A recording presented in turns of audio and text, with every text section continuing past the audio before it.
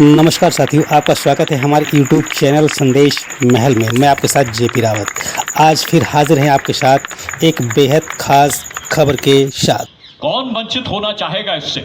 शौर्य की शंखनाद और जीवंतता के प्रतीक और स्वस्थ परंपराओं की आधारभूमि सिटी पैलेस के प्रांगण में मित्रों अब उभर रहा है वह प्रभावशाली स्वर, जैसे घटाटोप रूप में बहुत प्रसिद्ध था, जिसने दुश्मन के 13 हाथियों को चित्त किया था।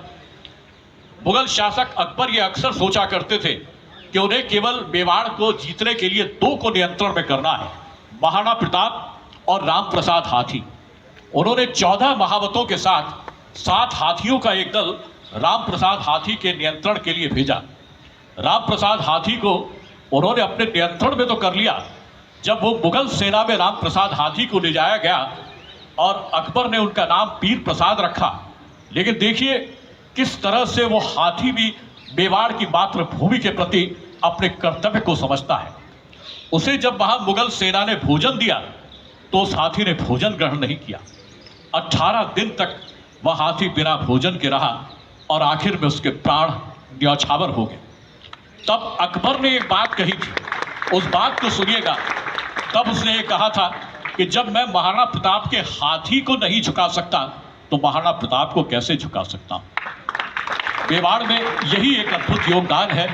इस योगदान को कहाँ किस तरह से हम शब्दों में व्यक्त करें, ये बड़ा ही असंभव है। तो चलिए इस अवसर पर माननीय मुख्य अतिथि महोदय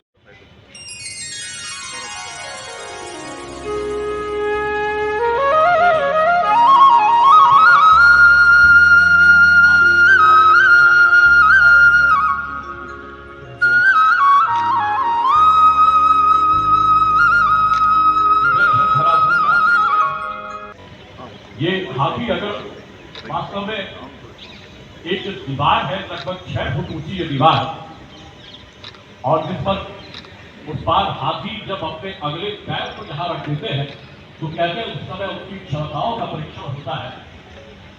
और दीवार के सचवे एक दीवार महाराणा संग्राम से जुड़ी है।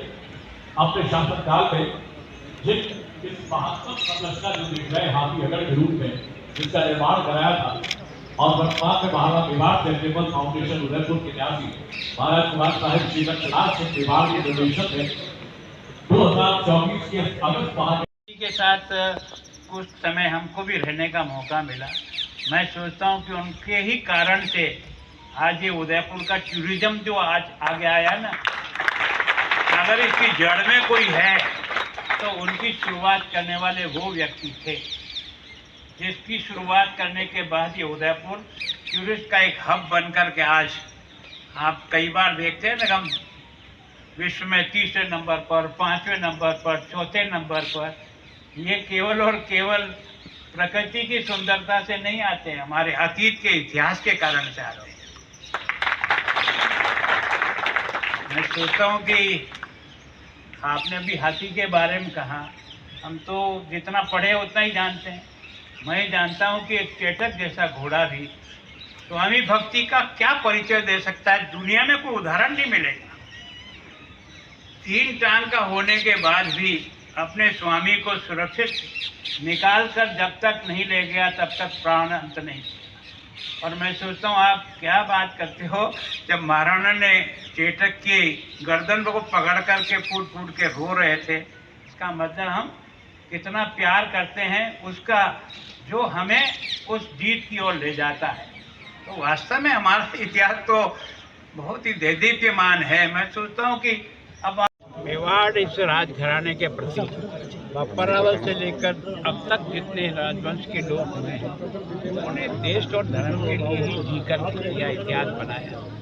पर पता नहीं लक्ष्मण जी की योजना क्या थी कि आज उन्होंने इस कार्यक्रम के माध्यम से हमें यहाँ बुलाकर के हम सब जनप्रतिनिधियों का सम्मान किया, उसके लिए तो हम बहुत आभारी हैं। पर मैं विशेष रूप से, क्योंकि आज की दृष्टि से उदयपुर एक टूरिस्ट का बहुत अच्छा सेंटर बनता जा रहा है, उसमें ये राजमहल और इसका जो म्यूजियम है और इसके जो जगह है वो भी एक सामान्य जनता के लिए एक आकर्षण है। मैं सोचता हूँ इस टूरिज्म को बढ़ाने के भगवत सिंह जी ने जो पहला प्रयास किया, उसकी बदौलत आज उदयपुर में एक तरह से टूरिस्ट डेस्टिनेशन बना है। हम लोगों ने भी जो भी थोड़ा बहुत कर सकते थे वो प्रयत्न किया, लेकिन दिया हुआ तो सब प्रकृति ने और उन्होंने दिया है। मेवाड़ को जिस जगह उन्होंने स्थापित किया, जिस जगह ये राजधानी बनाई, जिस प्रकार से झीलों की रचना की, उस जमाने में भी जिस आर्किटेक्ट के आधार पे किया है।